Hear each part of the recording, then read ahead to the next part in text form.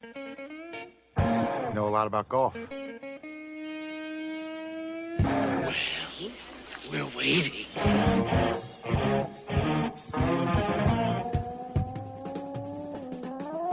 Hey, it is time for us, those weekend golf guys. I am John Ashton in the studio. He is Jeff Smith in the Golf Cave, Edinburgh, Indiana, the Timbergate Golf Course, the newly remodeled Golf Cave. That's right. You're ready to go. You are ready to go.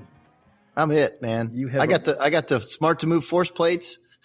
I got tech coming out of my yin yang here. I got the Capto putting software. It's unbelievable. I saw a thing as you posted on your Facebook page yesterday about some high school kid who got 8 miles an hour faster on a swing with his 8-iron. It was 6 miles an hour in 20 minutes. How'd that happen? With just his 8-iron. Guess how that translates to his driver, John? That one that's longer. I'd be afraid. And lighter. I'd be afraid. Yeah. 11 miles an hour clubhead speed with his driver. And what is every single mile an hour translates to what, about 3-4 yards? Yeah. So let's think about that for a second, right?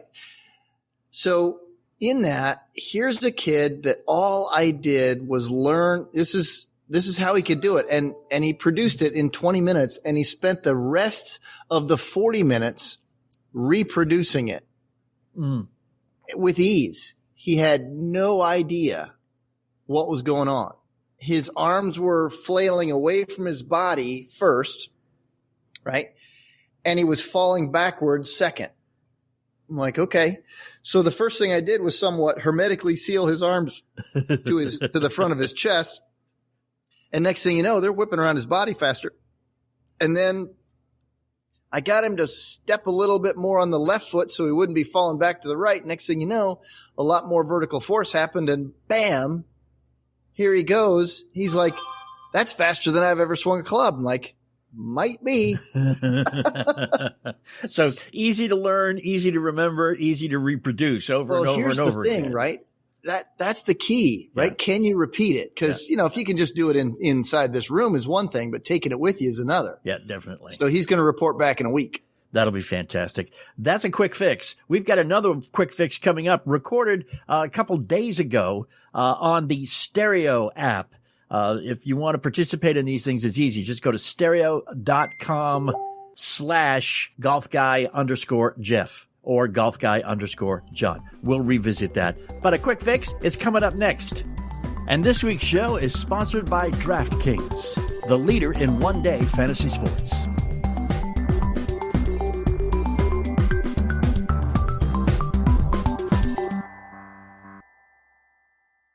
Could COVID really cost you your home? Well, cybercrime is up 75%, but the type you really need to worry about is home title theft, which is why you need Home Title Lock. Cyber criminals are after our homes, and it's easier than you'd think. The title documents to our homes are online now.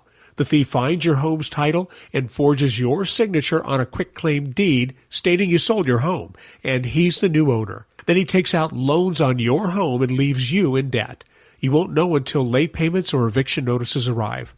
Insurance doesn't cover you, and neither do common identity theft programs. For pennies a day, Home Title Lock protects your most valuable asset. The instant Home Title Lock detects someone tampering with your home's title, they help shut it down. Go to HometitleLock.com and register your address to see if you're already a victim and receive 30 free days of protection with promo code RADIO.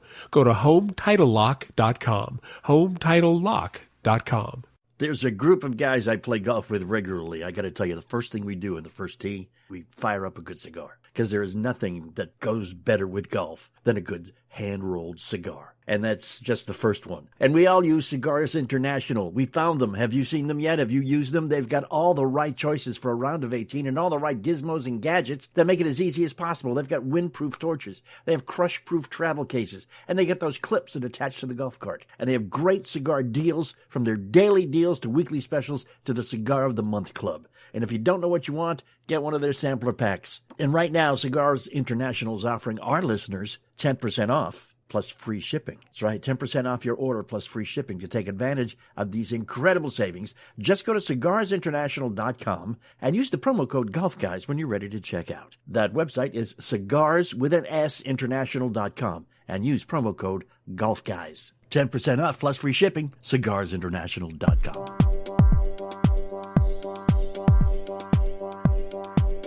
And thanks for hanging and coming back. We are those weekend golf guys. I am John Ashton. He is Jeff Smith. We mentioned the Quick Fix Show. It's a live show we do every Tuesday afternoon at 1 o'clock Eastern Time on the Stereo app. It's a new app. It's totally free to download, either iPhone or Android. You can find it in the appropriate app store. Stereo.com/golfguy_John or golfguy_Jeff. Follow us.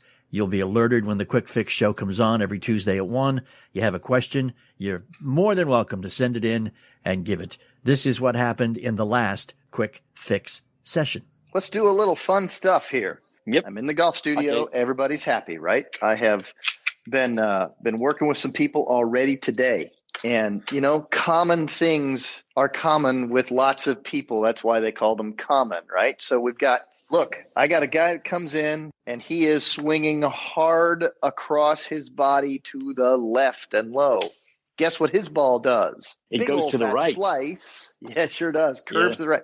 And wait a second. Why is it that when you swing to the left with a club face straight, that the ball just goes right? It happens all the time. Because golf is a stupid game and people just, opposites happen. I mean, that's what you just got to learn to live with it in golf. They do.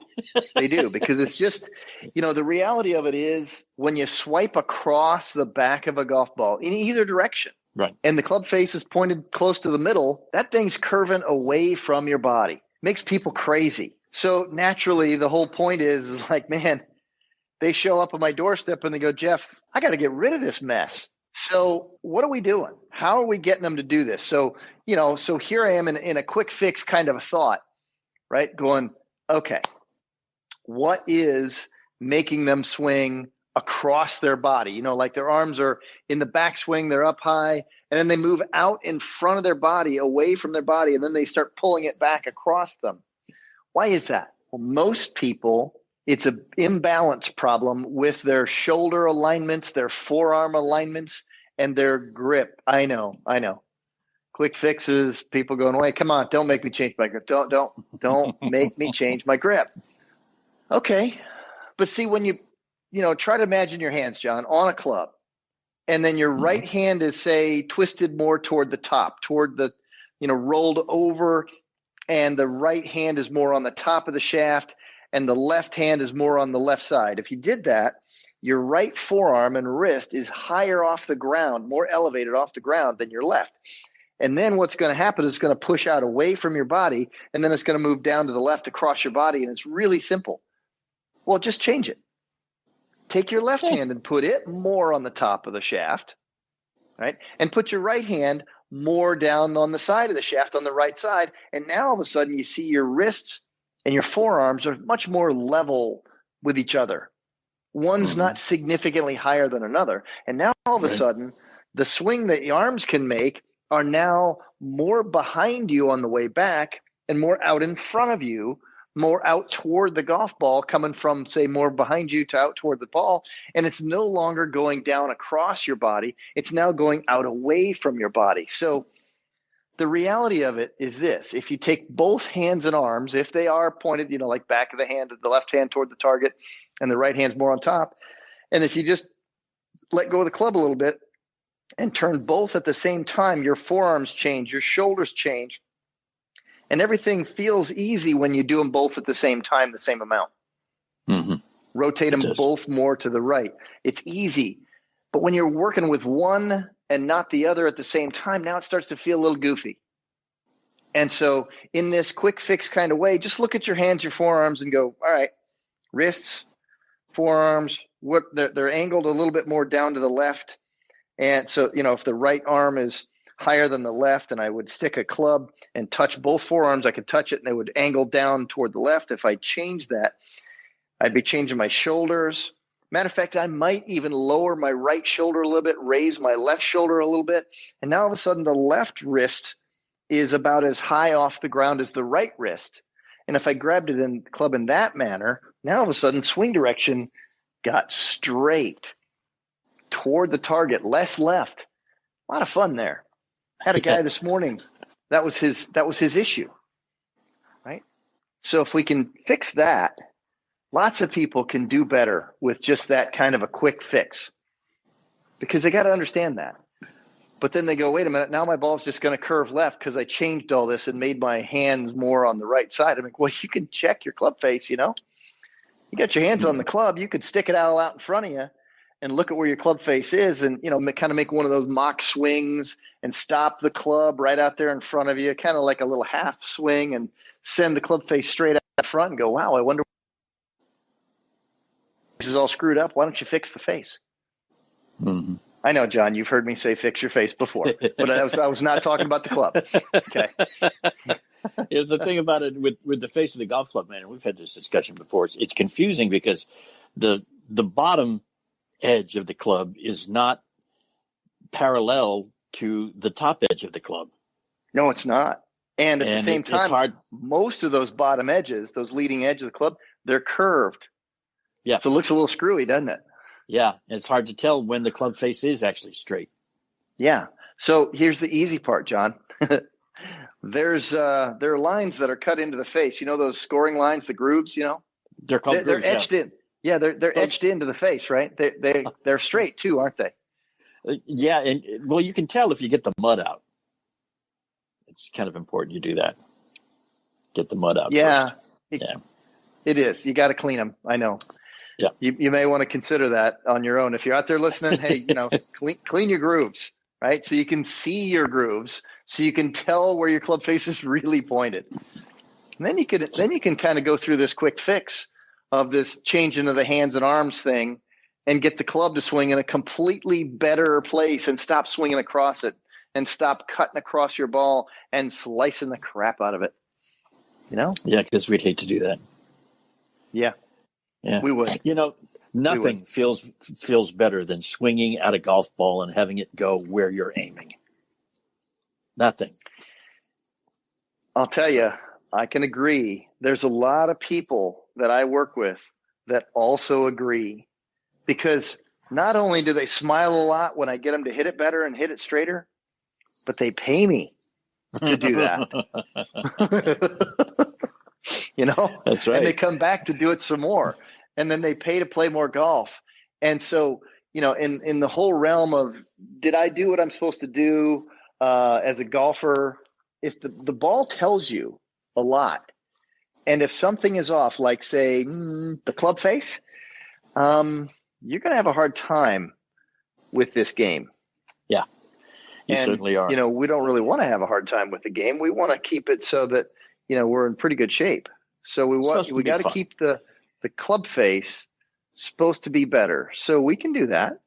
And definitely. Right. We can we can do just that. Want to let you know that this was very easy. There are things, I mean, you could make a grip change and still have a slice because the grip may not be your problem.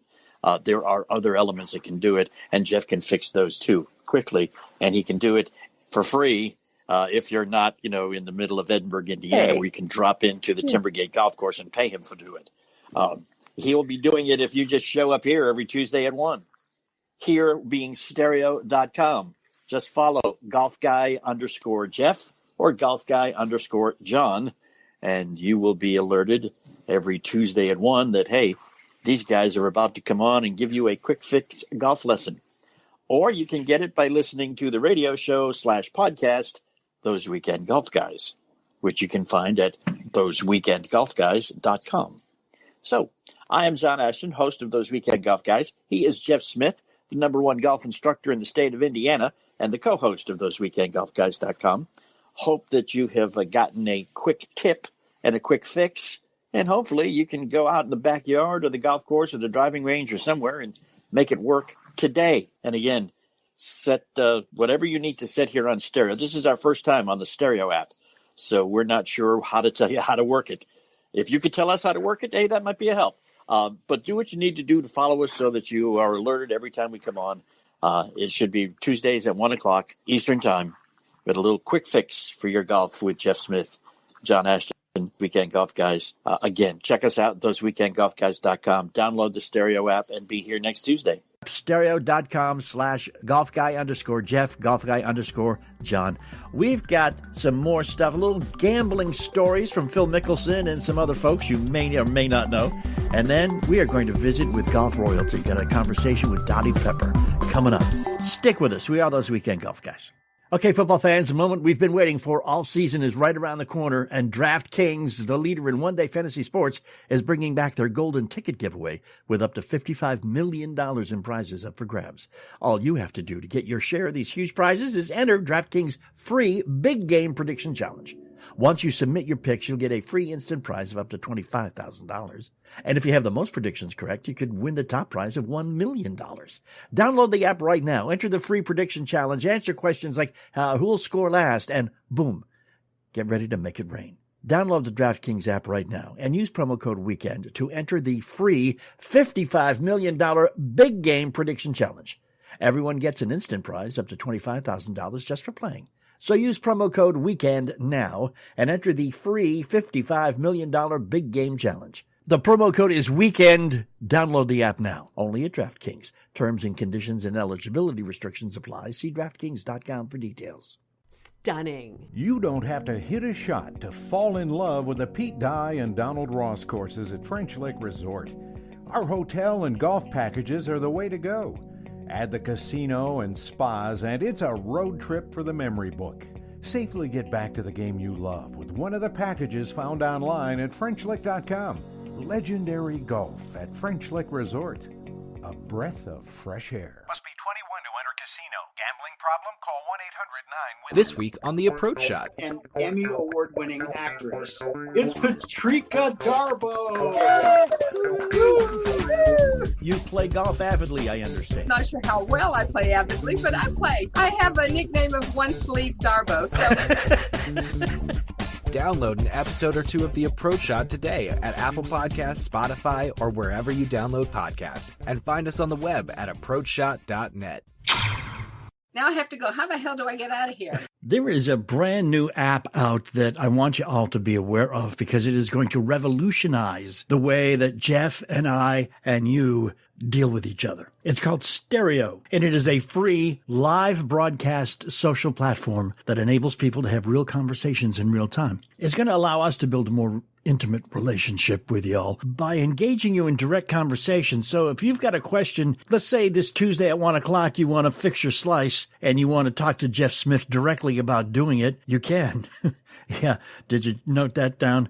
Okay, we're excited to offer all of our listeners a new way to interact with us. So join us on Tuesday at 1 in the afternoon for a live show on the Stereo app. You can download the free Stereo app and then select Those Weekend Golf Guys so you connect with us whenever we're live. Stay tuned for more details on how to engage with us on Stereo at the end of today's episode. Just go to stereo.com/golfguy_John to get started. It is Those Weekend Golf Guys. We are Those Weekend Golf Guys. I'm Sean Ashton. He's Jeff Smith. We have a conversation coming up with golf royalty. We spent some time talking with Dottie Pepper. The Dottie Pepper. Yeah, not just somebody that's named like Dottie Pepper. It's like the actual real life LPGA legend, Solheim Cup legend. Yep. Dottie Pepper. Yeah, and Jeff finally got the opportunity to apologize for breaking that window in her house. It's unbelievable how that worked out. I've been looking to do that from a long distance perspective for a long time. At least you waited long enough where, you know, she's forgiven you and you're not going to charge you for the window replacement. Statute of limitations is run down, right? They say it's, you know, water under the bridge or a title is through a window. I'm not sure which. But one or the other, we're both going to let it go. Oh, Phil Mickelson is a piece of work. We all know that, especially from watching some of these special made-for-TV golf things they've done the past few years. The Match 2 with Mickelson and Tiger and JT and all these people that are playing against each other. The first one was a pay-per-view situation. Do you remember that? Yeah. Thanksgiving weekend. There's a big pile of cash. There's $29.99 to watch The Match. And it was, how you say, less than fantastically entertaining. Yawn. A lot more hype than results. Okay. Kind of sounds like almost every pay-per-view fight at the same time, right? Yeah. Well, you know that during that thing, Tiger and Phil had a personal bet. Yeah, I think I remember that. Of $9 million. I think that was that big pile of cash that. Yeah. And Mickelson won. Yeah. Okay. And so it's funny too. He made photocopies of some of the $100 bills because Tiger paid him in $100 bills. he tacked the pictures up on his locker, and he sent a note saying, "I just want you to know that Benji and his friends are very happy in their new home." So, but after the match was done and they were off playing in another tournament, there's a country singer who's also a big golfer. His name's Jake Owen. Not heard of him, but that's okay. He's a great golfer, so good for him. Great golfer and supposedly a good country singer, but we don't listen to country, so we don't know. But anyhow, he was very vocal about being less than impressed with the level of competition during the match. And he had a few drinks as he was in the gallery of this golf tournament they were playing. Jake Owen walks over to Mickelson and says, "Hey, Phil, you owe me $29.99. Seriously. Yeah. And he said, "For wasting 4 hours of my life with that bad golf, I've never seen you guys hype this whole thing up about the big match. You guys couldn't even make 3 birdies between the two of you. I want my $29.99 and apologize to me for some bad golf." Mickelson didn't miss a beat. Okay. He walks over to where this Jake Owen guy was, the other side of the rope, pulls a $100 bill out of his pocket, gives him the $100 bill and says, "I won 90,000 of these yesterday. Take the 100 and go, away." Yeah, far away. Yeah, far away from me. Or a word that starts with the same letter as far. Something like that. Yeah. Yes. And then there was another time I was reading that Mickelson was in a tournament and he had like an 18-foot downhill putt. And some guy in the gallery said, "I bet you miss it." Okay. So Mickelson looks at the dude and says, "I bet you $1 I make it." He missed it. But he had to borrow $1 from his caddy. Oh, well, all he's got is hundreds. Yeah, so he didn't have any small bills with him. Can you imagine? Phil's got to look over at Bones and go, "Hey, cough up $1, will you? You give me a bum read." Right?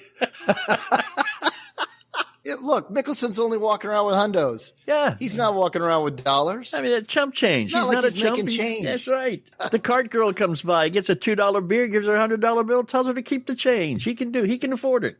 He'll make more. Don't worry about it. I think some of these guys just have printing presses in their basement.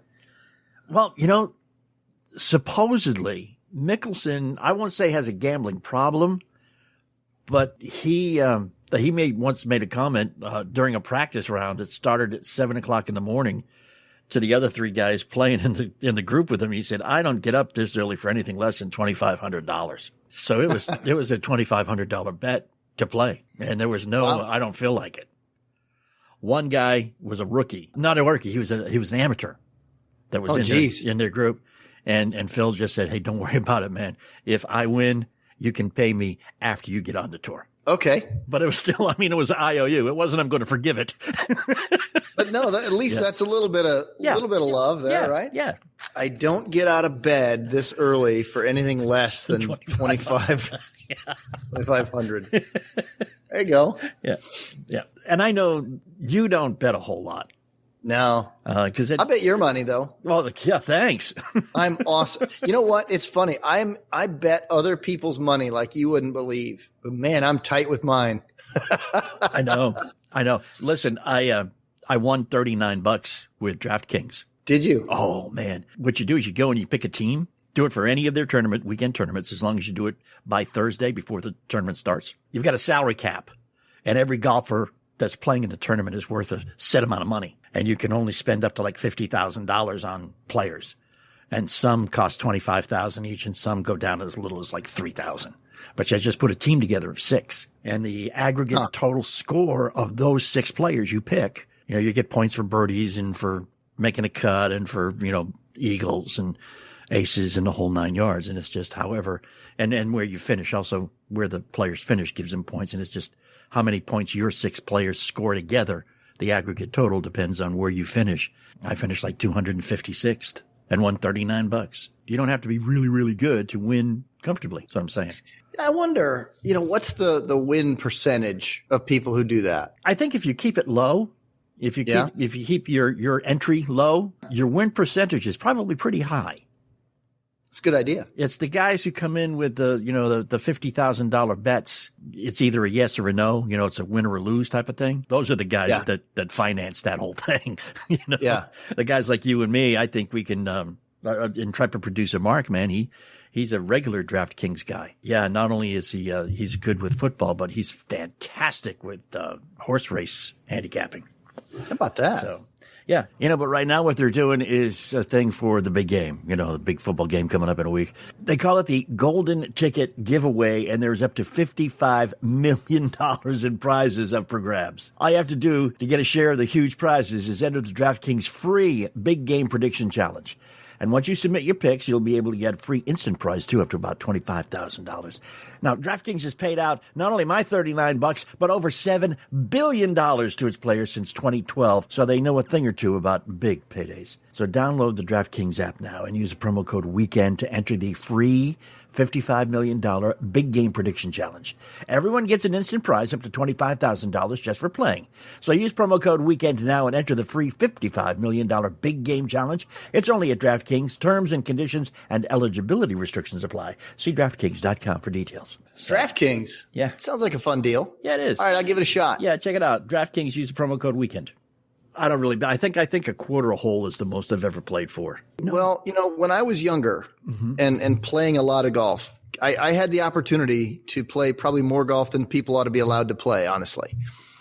And then there was some betting. I don't gamble now, but when I was always betting on me. I can distinctly remember I had one time where I was just kind of messing around. I was on this golf course. I was down in Florida. I didn't know anybody, and I was just down there, and I was just farting around, and I got paired with this other fella, and he was kind of the uber competitive kind of guy. And he asked me beginning of the round if I really wanted to play for anything. I said, nah, I'm just kind of not. Yeah. Wasn't really interested, right? Because I just didn't want to feel tuned in. So I shot 38 on the front and didn't really make anything and didn't make anything happen. And he shot 39. He looked at me on the 10th hole. He says, come on, let's have a bet. I think I can beat you. I didn't mind the, come on, let's have a bet part. But then he said, I think I can beat you. Oops. Well, after I shot 32 on the backside, he wasn't so happy because we were playing for $10 a hole. Whoa. It's the only way I just bet on myself. And then all of a sudden he was like, well, how did you do? I'm like, I just started paying attention because you said you think you could beat me. I just wanted to prove you were wrong. So, so he's forking over some money, there was $90 and he was pretty unhappy because he wasn't handling the fact that I birdied the first 3 on the back 9, and he didn't try to press or do any of that other stuff. We just was straight up $10 a hole. He wasn't happy with losing $90 at that point. Can't say as I blame him because you probably made him buy a drink too while you're at it. Yeah. I played with this other guy that I know he was like Mickelson likes to bet on a lot of things, right? Yeah. So he was betting me on, I'll bet you $50 you can't get that up and down. I mean, he was that guy. Yeah, I hate that guy. And I kind of like the end result of that one too. Yeah. It was a pretty good day for me. Yeah. But, there's those things where I was just betting on myself. Fun little times because when I get this little challenge and all of a sudden it's like, oh yeah? You don't think so, huh? I was playing a lot of golf at that time and I could pretty well control what was going on. Mm-hmm. And now I teach so much that I'm really not playing that much. So I'm probably not going to jump into that mentality again. Yeah, I don't blame you for that. And going back to what you were saying about betting on yourself, when you have total control, it's a lot easier to be able to bet because then you have only yourself to blame. You don't have to worry about somebody else blowing it for you. People that bet on NCAA basketball and NFL football. Oh, yeah. And they're always squealing about the refs at the end of the game. Yeah. It's things that are way out of their control. Either the players are controlling the action or the refs are controlling the action. But one way or another, somebody on the betting end is squealing at the end of the game. If your girlfriend / wife / significant other does not like sports, don't try to get her to watch it with you.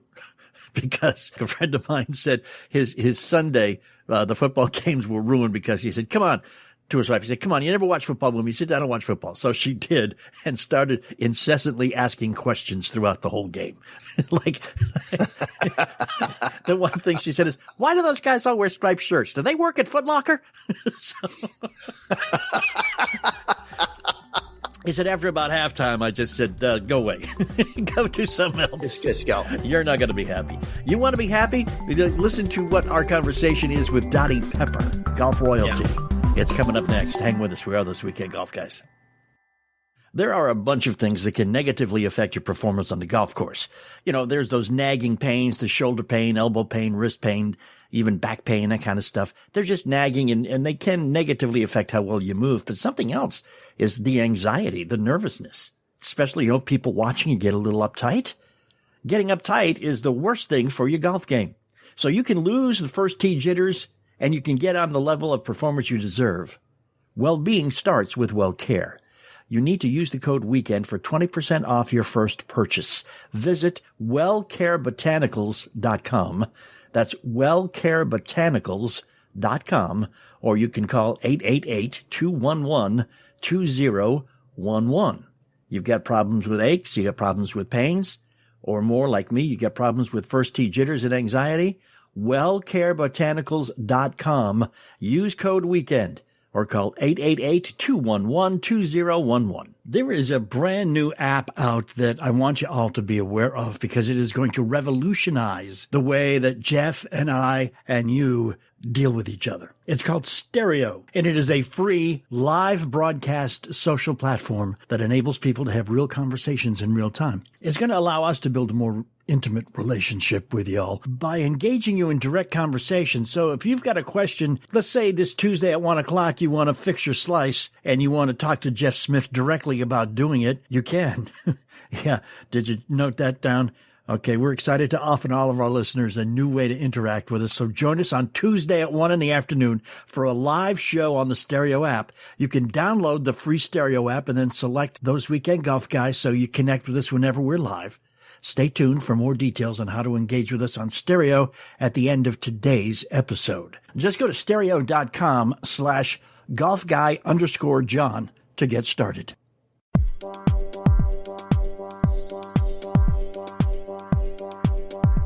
We promised it, and we said if you hung out through the break and came back, we'd be here with a special guest, and we are. I am John Ashton in studio. He is Jeff Smith at the Golf Cave in Edinburgh, Indiana, at Timbergate Golf Course, and in her own room, in her own home, with all of her paraphernalia and memorabilia, Dottie Pepper.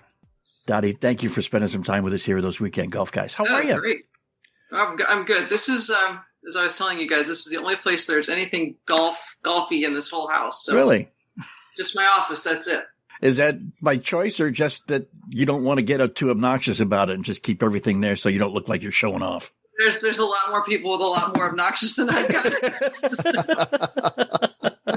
This is this just one place is just fine, just my office. Yeah. So it's not the wing of the house with all the pictures and all the stuff, right? It's not it, right? Good God, no. Well, you know, on last week's show, Jeff mentioned that he had played golf at the golf course that you used to live on the 18th hole of, and today he officially apologized for breaking that window. Yeah. So we hope you find it in your heart to forgive him. It's one of those things. That's why you have homeowners insurance. Yeah. It is. That's right. How often do you get to play now, or do you just commentate? Well, I live in upstate New York, so right now I'm not playing any golf, even if I was playing golf. Yeah. I haven't really played a whole lot, and part of it is because I'm on the road with it all the time. Yeah. And I'm doing other things that I wasn't able to do when I was playing. Things that I had to give up or just not even attempt. So I skied long before I played golf, so I've caught up on skiing. My family's still in the ski business, so that's a big part of it. Yeah. Big part of it. I have about a 3/4 of an acre garden that takes up my time when I do come home in between tournaments. And I like to canoe, and I'm a biker, so it's a full life, even if there's not a golf club. Do you still own golf clubs? Doesn't sound like you have time for that. And they're relative. I mean, they're not like hickories and gutta percha. I mean, they're not like that. They're not that outdated. where are your favorite places to go now when you're not out traveling the world for covering golf? You just mentioned, you go skiing and you got your garden. Where do you like to travel the most? What's the most fun place that you get to go now? I used to say that my favorite place to travel was home. Right. But since we've all been home since March, I'm going to venture out a little more. I love being in Normandy. And I love rooting around for all things World War II history. So we're already talking about when this world starts to get back to whatever the heck normal is, that we're making trip number 3 over there and just get lost on the back roads and realize that it's not just the beaches that were so important. Yeah. So you a history buff in general or World War II in particular? I'm a World War II history buff. Grandfather and my uncle were both veterans. Grandfather lost his hearing. I don't know if he got to 22 years old in the Pacific Theater before he lost his hearing with bombs going off. And so that's been my thing ever since social studies in high school. I loved history and World War II in particular. Yeah. Over behind me, I found this old water bottle washed up at Omaha Beach, and there's beach sand in my office. Phew, fantastic. That's pretty cool. Fantastic. Yeah. So no plans, we'll never run into you at the Senior LPGA Championship at French Lick then? No. I have a full-time job. No, sir. She must have heard about that golf course too.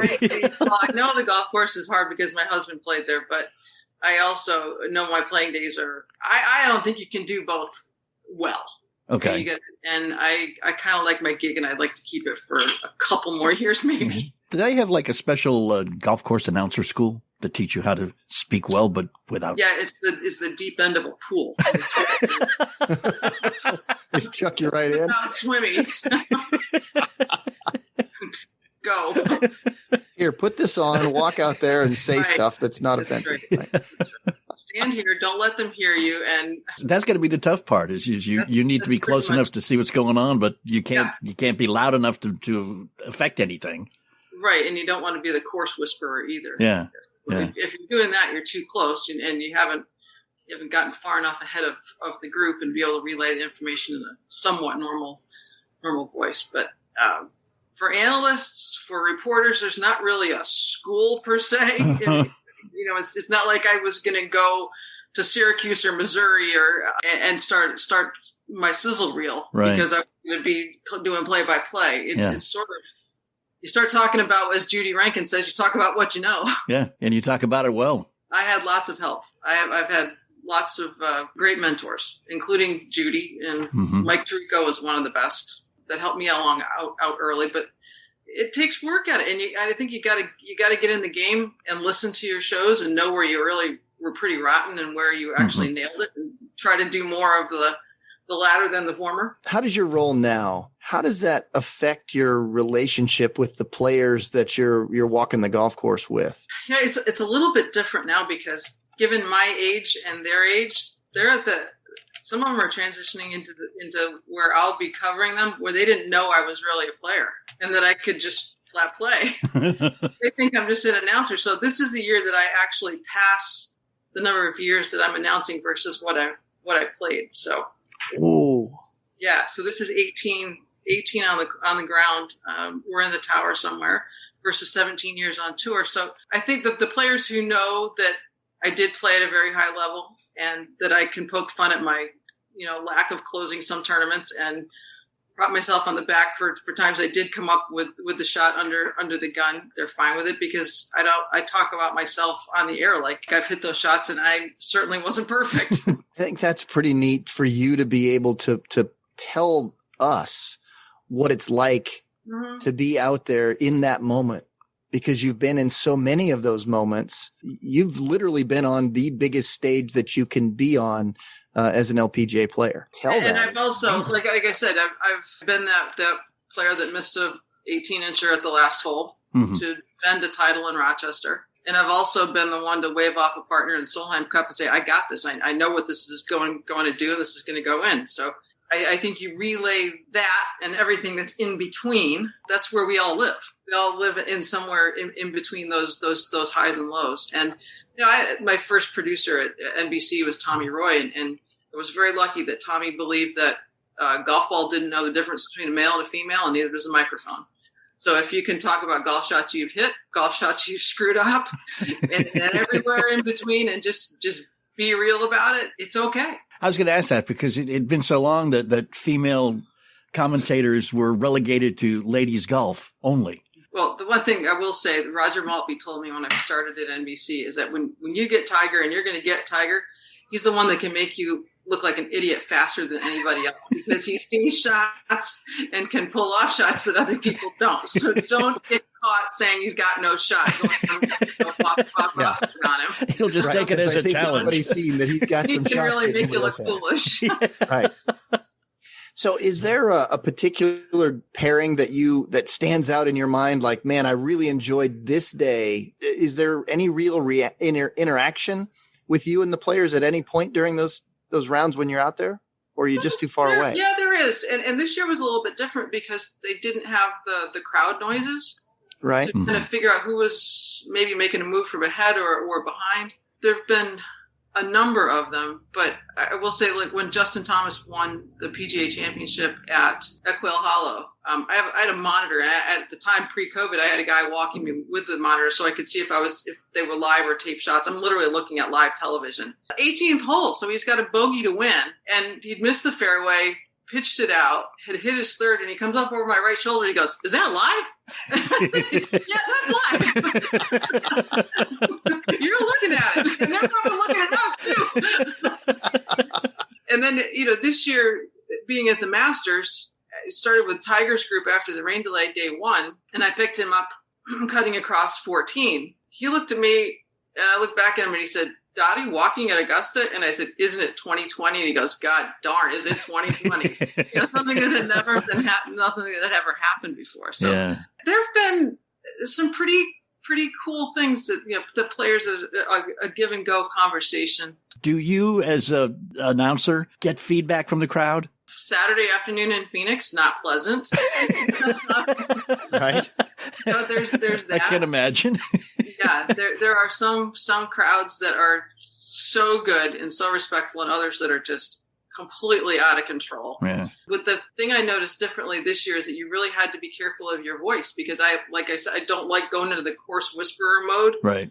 But with no crowd to kind of blend into and just the white noise of a crowd being out there, you really had to be careful about where your voice was going, the inflection in it. And also, if there's an adjacent hole or a hole running parallel, I mean, you could be in their drive zone while you're trying to call a third on a par 5 live, and you're busted. So it was a whole different feel this year, just because you had to be thinking more ahead. Gotcha. Okay, that makes perfect sense. So the bodies weren't out there to be buffers for any sound or any golf balls flying. Exactly example, right. Well, that was one of the things when they restarted at Colonial. So they had never really played there when it had the super thick, long Bermuda. It always had some of the overseed was still in there when they played in May. Well, in June, it's gone. It was also the time there's limited marshals. And as you know, the search time has gone from 5 minutes to 3 minutes. Mm-hmm. And the players were actually genuinely concerned that we're going to lose golf balls because the Bermuda was just raw. That's nice to see that they actually are human. Oh, they're human. Well, they're very human. Yeah, you don't get to see the human part on TV too often, though. That's because when do we tune in? Generally on Saturday and Sunday. Yeah. And everybody who struggled has already packed their bags and they're gone. Right. So right. Yeah. You're seeing those that are playing the best. That's what I like to tell a lot of my students is what you just said is they get this false sense of reality by watching golf on television, because you're watching, first off, they're the best players in the world. They're on television. The ones that the TV is actually showing you are playing the best golf. Right. So it's like watching a highlight reel the whole time. Mm-hmm. Yeah. Every once in a while, you'll see Webb Simpson just cold shank one, but it's, that's not very often because he just gets that puzzle in there every once in a while. But generally, you're seeing the very, very best golf because that's the way the tee times are set up. People aren't going to tune in to watch people they've never heard of play bad golf. I can go out and watch my friends play bad golf if I want to. I can go play bad golf. Dottie, can you tell me, probably you've had this question asked 100 million times of you, but in your own career, what do you think a couple of really standout moments for you were? My Solheim Cup time was really special, especially being on the first Solheim Cup team. There were only 8 women that did that on each side, and 7 qualified, and there was 1 pick for each. So that was extraordinarily special. I would say having the record at Nabisco at 19 under, that was seemingly impossible. Favorite win on tour was in Vermont in 1995 at the McCall's tournament at Stratton Mountain. My PGA professional, where I grew up in upstate New York, was the head pro there, where I was about to turn 30. There were 30 golf balls in my bed. The guys in the Pro-Am had cart number 30. I mean, they really went all out. But it was also the only time that my entire family saw me win a golf tournament as a professional. Oh, fantastic. They were still working. Oh, yeah. Yeah. And that's great. It came down to, which was really cool, it was Pat Bradley's clan from Boston Mm-hmm. and my clan from Saratoga. And it was, I mean, you can still hear, and Keegan was actually there. He's told me that he was in the gallery when his Aunt Pat and I went at it to go down the stretch at that tournament. So you could hear both families getting really, really ramped up. It was a special. I mean, I still have the trophies here, and that trophy was filled with adult beverage and passed around the room. And I woke up the next morning. My parents were in the condo. I mean, it was crazy. It was just fun. Really fun. Dottie Pepper, we can do nothing but thank you profusely for spending time with us here with those Weekend Golf Guys. See you guys. See you, Dottie.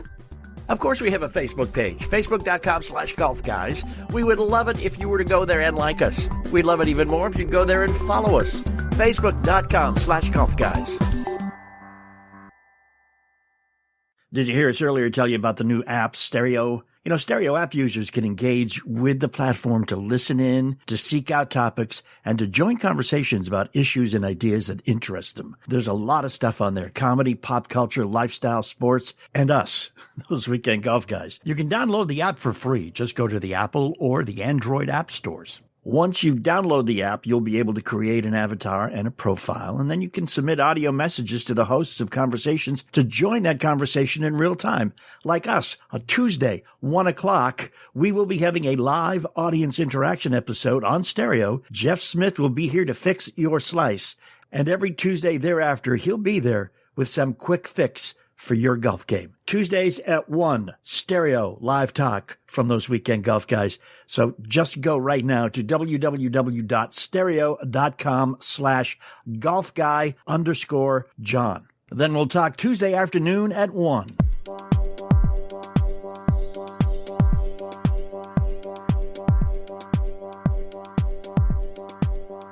I tell you, this has been productive, interesting, fun. We've had the quick fix. Yep. And again, you just go to stereo.com/golfguy_Jeff or golfguy_John and download that app. And next Tuesday at 1, you can participate in that.